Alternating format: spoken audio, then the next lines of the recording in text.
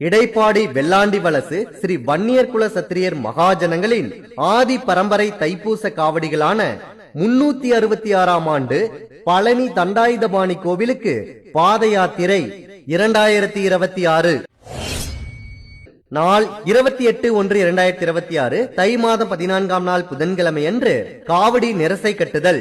அன்று இரவு அருள்மிகு நஞ்சுண்டேஸ்வரர் திருக்கோவிலில் தங்கல்.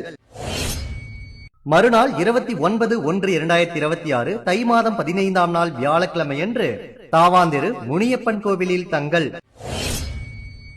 30/1/2026 தை மாதம் 16ஆம் நாள் வெள்ளிக்கிழமை அன்று இடைப்பாடி செல்லாண்டி அம்மன் கோவிலில் 2 நாள் தங்கல்.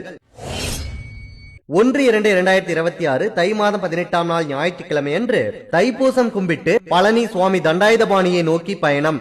அன்று இரவு வெள்ளூற்று பெருமாள் கோவிலில் தங்கல். மறுநாள் 2/2/2026 தை மாதம் 19ஆம் நாள் திங்கட்கிழமை அன்று ஈரோடு கருங்கல்பாளையம் தோட்டத்தில் தங்கல். 3/2/2026 தை மாதம் 20ஆம் நாள் செவ்வாய்க்கிழமை அன்று வெள்ளோட்டை அடுத்து நடுப்பாளையத்தில் உள்ள நமது தோட்டத்தில் உணவு முடித்து சென்னிமலையம்பாளையத்தில் உள்ள நமது சுப்பிரமணிய மகாலில் தங்கல். 4/2/2026 தை மாதம் 21ஆம் நாள் புதன்கிழமை அன்று வட்டமலை முத்துக்குமாரசாமி திருக்கோவிலில் பூஜை வைத்து பகல் உணவு முடித்து அன்று இரவு நல்லிமடத்தில் தங்கல். 5/2/2026 தை மாதம் 22ஆம் நாள் வியாழக்கிழமை அன்று அமராவதி ஆற்றங்கரை அருகே உள்ள நமது தோட்டத்தில் பகல் உணவு முடித்து அன்று இரவு நரிக்கல்பட்டி ஈஸ்வரன் கோவிலில் தங்கல்.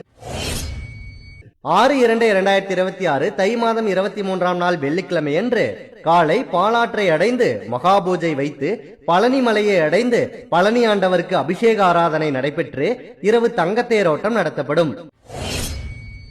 7/2/2026 தை மாதம் 24ஆம் நாள் சனிக்கிழமை அன்று காவடிக்கு சொந்தமான மடத்தில் தங்கல்.